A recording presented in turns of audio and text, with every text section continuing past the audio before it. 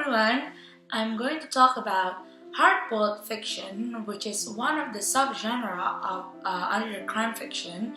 And in hard-boiled fiction, usually it's more talking about crime, detective stuff, and romance with a little bit of hint of terror and horror.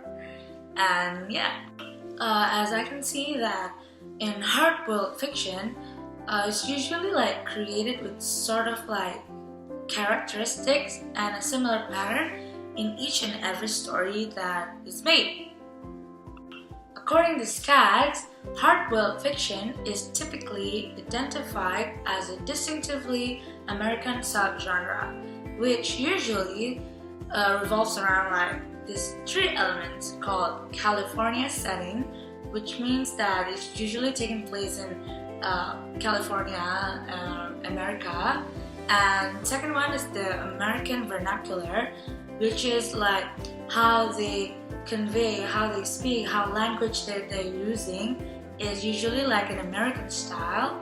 And the third part is how hard-boiled fiction becomes one of their everyday life in their 20th century America. So it's usually like really blends in with their everyday life there.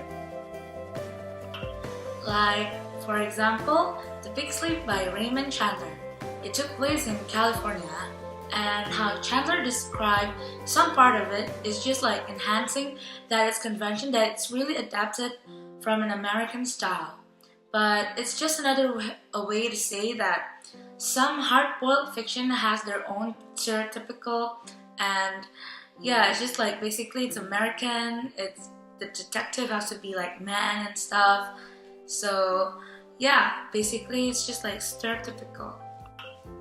In hard-boiled crime, they have like this private eye term for professional investigator who works for a living and significantly works for him or herself. Like in The Big Sleep, we got Marlowe, and in The Monkey's Mask, we got Jill as the detective or private eye. But as a private eye, they also have their characteristic that really usually takes as the heroine of the story, which professional skills, physical firm, and masculine potential, fortitude, moral strength, and have to be fierce of desire of justice, social marginality, and a degree of anti-intellectualism, which leads to like what Jill did in Monkey's Mask, that in regard to get the evidence, she lets herself like have sex with Nick, Diana's husband, to get the fact that he's the one who killed Nikki. But it's often that usually private eye being hired to prevent something secret to release in the. But it's often that usually a private eye is being hired to prevent something secretive to get released to the public.